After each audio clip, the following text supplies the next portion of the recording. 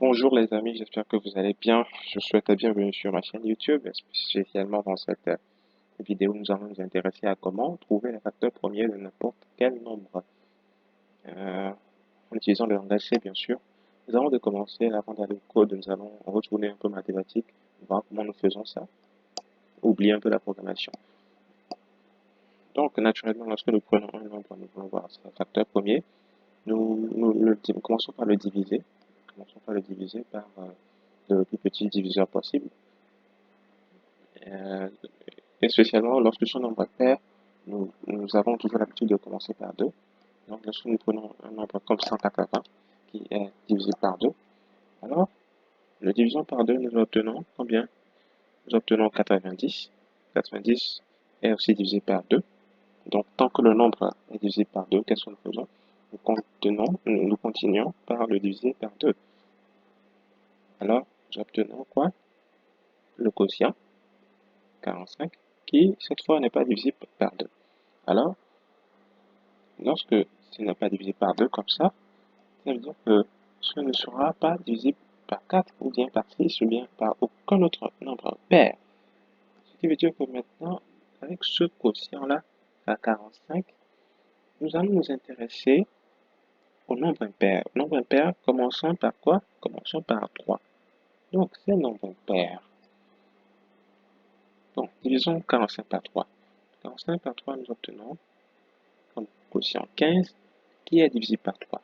Alors, tant que notre quotient sera divisible par le nombre impair en question, alors nous le diviserons encore par ce nombre. 15 par 3, nous obtenons 5, qui cette fois n'est plus divisible par 3. Alors le prochain nombre impair, c'est-à-dire après le nombre impair présent, nous sauterons un nombre. Après toi, nous avons 4 qui est pair. Donc nous allons à 5. Ce qui veut dire que nous aurons le nombre impair prochain sera égal au nombre impair actuel plus 2. Est-ce que vous voyez? Donc 5 divisé par 5 et plus 2. Il faudra quand même que ce nombre-là soit un diviseur de quotient que nous avons ici.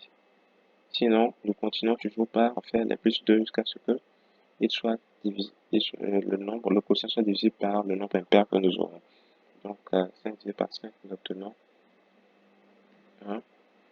Et voilà, nous avons nos facteurs premiers de 2, 3, 3, 5, qui sont les facteurs premiers de 180. Et si vous remarquez avec moi, si vous remarquez bien, qu'est-ce que nous faisons? Vous voyez que ici, c'était tant que notre nombre était divisé par 2, nous le divisions par 2. Alors en anglais, c'est-à-dire que while hein, le nombre est divisé par 2, ça veut dire que quoi? Que la division euclidienne du nombre par 2, son reste est égal à 0. Donc le reste de la division euclidienne du nombre de 180, nous utilisons en langage C ce signe pourcentage, donc égal à 0. Tant que cette condition-là était vérifiée, division le nombre par 2, nous prenons le quotient. Voyez-vous, quotient divisé par 2, quotient divisé par 2. Maintenant, lorsque cette condition n'est plus vérifiée, maintenant nous nous intéressons au nombre impair. Le nombre impair commençant par quoi? Le nombre impair commençant par 3. Donc l'initialisation, on utilisait la boucle for.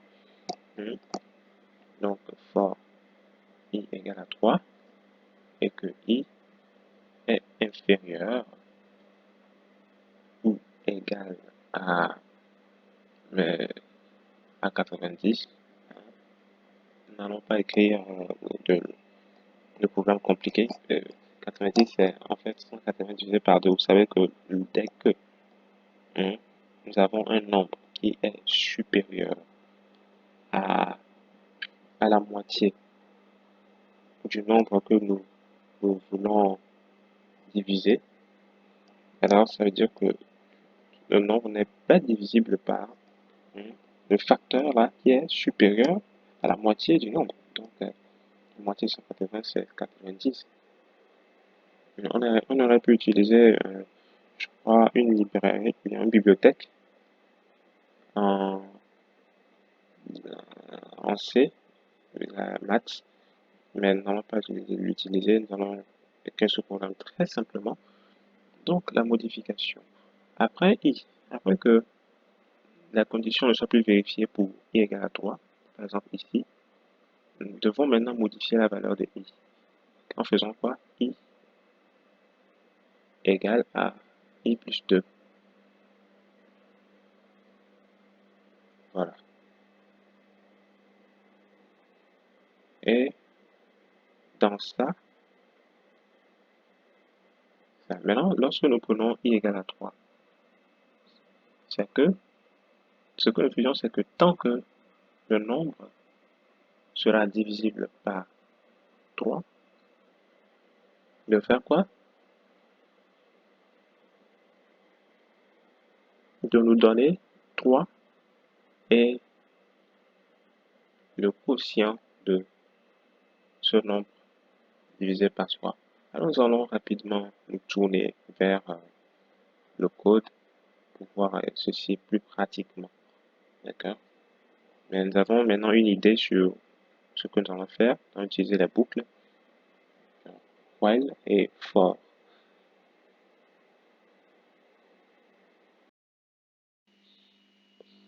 Donc, les amis, nous allons passer au code.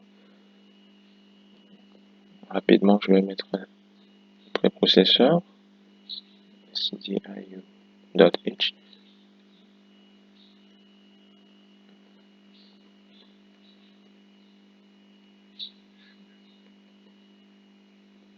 Bon, j'ai utilisé Conio ici parce que bon, je suis en train d'utiliser Job aussi, place. Dans CodeBlocks, peut-être vous n'aurez pas besoin d'utiliser ça. Donc, main. Ah, mais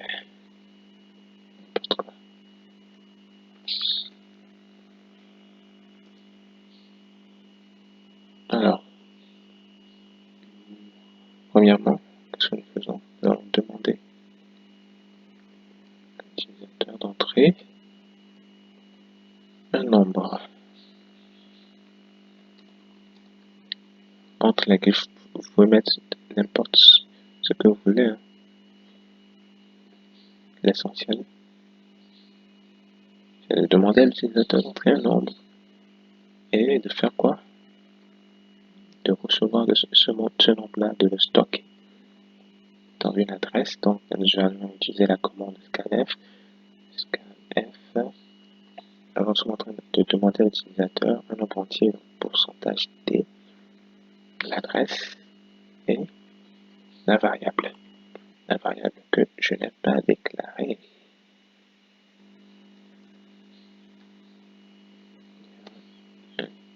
Nombre. Et voilà. Donc, si vous vous souvenez, j'avais aussi utilisé moitié, n'est-ce pas? Moitié. Donc, j'ai l'habitude de déclarer la variable à chaque fois que j'en ai besoin. Donc, je vais écrire moitié. Moitié est égal à nombre divisé par 2.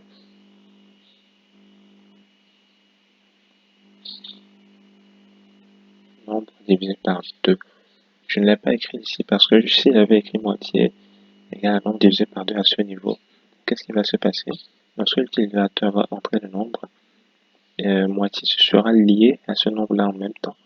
Et à chaque fois que notre boucle que nous allons par après créer va diviser le nombre par 2, va diviser le nombre, pas nécessairement par 2, mais vous savez, il y avait des divisions dans cette boucle-là. Donc, moitié aussi sera divisé par 2.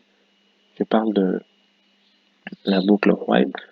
Donc, jusqu'à ce que nous obtenions quelque chose inférieur ou égal à 3. Or, nous aurions quoi? I, hein, l'initialisation de I serait 3. Donc, je l'expliquerai plus lorsque nous viendrons à cette partie. Vous comprendrez pourquoi. Donc, un nombre est égal à moitié égal à nombre sur 2. Donc rapidement, while,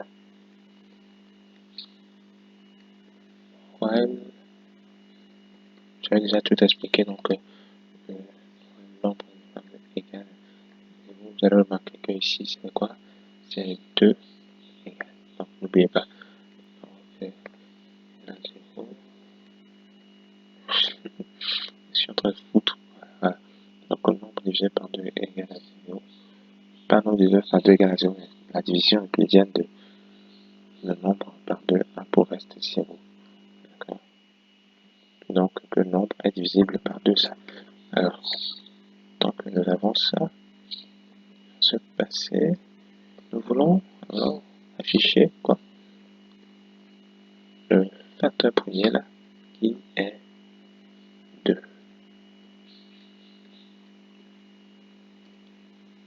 Et maintenant mettre à jour la valeur de nombre. Nombre sera, à la prochaine fois que la boucle va exécuter ce programme, nombre sera égal à quoi? Un nombre divisé par 2. Donc nombre égal à nombre divisé par 2.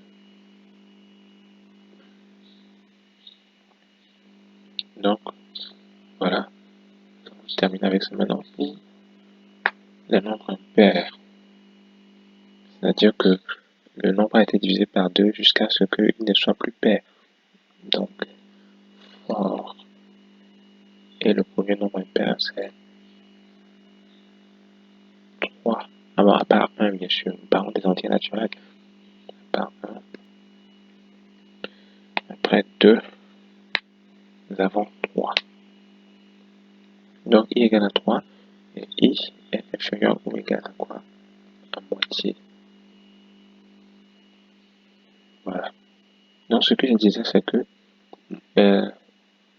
si nous avions écrit moitié égale à nombre divisé par 2 à ce niveau, nous aurons à chaque fois que le nombre sera divisé par 2 ici, moitié aussi sera divisé par 2, jusqu'à ce que nous obtenions quelque chose qui est inférieur à 3. D'accord? Or, i commence ici à 3. Ce qui veut dire que lorsque i sera égal à 3, i est que moitié, comme je l'ai dit, est inférieur à 3. Si nous l'avions écrit moitié égale à 2, nombre divisé par 2 à ce niveau. Donc, i ne sera jamais inférieur ou égal à 3. I sera toujours supérieur à moitié. Donc, cette boucle ne va pas se réaliser et notre programme sera un peu bizarre.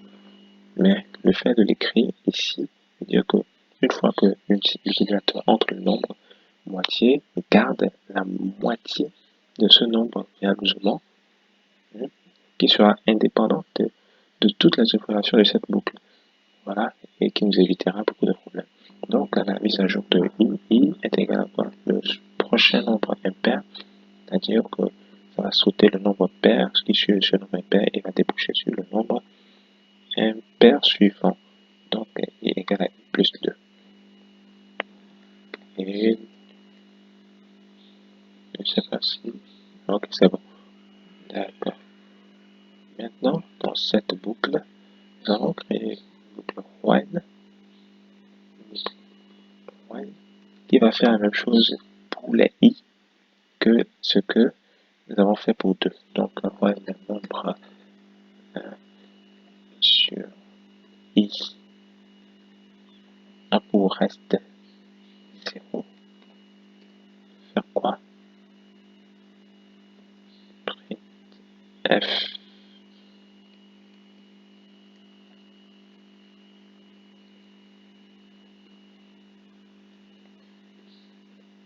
Et puis la mise à jour du nombre est égal à nombre sur i.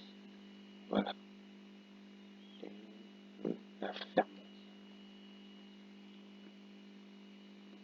Et voilà. Maintenant, ce qu'il ne faut pas oublier, c'est que nous sommes en Turbo C++. Donc c'est important de mettre ici les CH.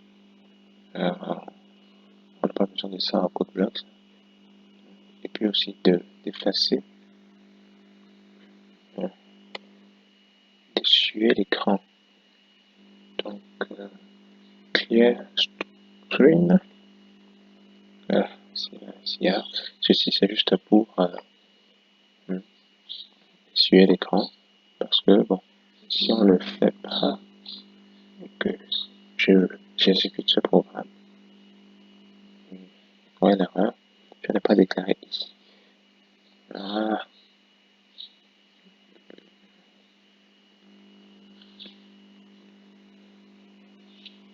Voilà. Donc, entrer un nombre 8. Nous avons 2 fois 2 fois 2. On va mettre un peu d'espace, n'est-ce pas?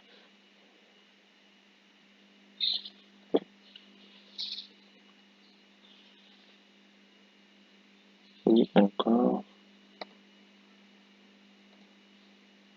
Parfait. Vous allez remarquer que lorsque j'ai réexécuté le programme, ce que nous avions à l'écran avant est affiché, plus le nouveau programme. Donc, non, si j'entre un nouveau nombre, alors 2 fois 3, 3, au moins les espaces sont maintenant bons. Alors, ce qui va se passer, ce que nous allons faire maintenant, c'est d'essuyer l'écran à chaque exécution. Donc, clear screen. Donc, LASIA. Voilà. Et voilà. L'écran est bel et bien essuyé. Donc, si nous prenons notre exemple de 180, voilà, 2 fois 2 fois 3 fois 5. Mes chers amis, merci de m'avoir suivi. J'espère que vous avez aimé et que vous avez compris. N'hésitez pas à poser vos questions dans les commentaires, à liker la vidéo, à souscrire à ma chaîne et à activer la notification. On se voit à la prochaine.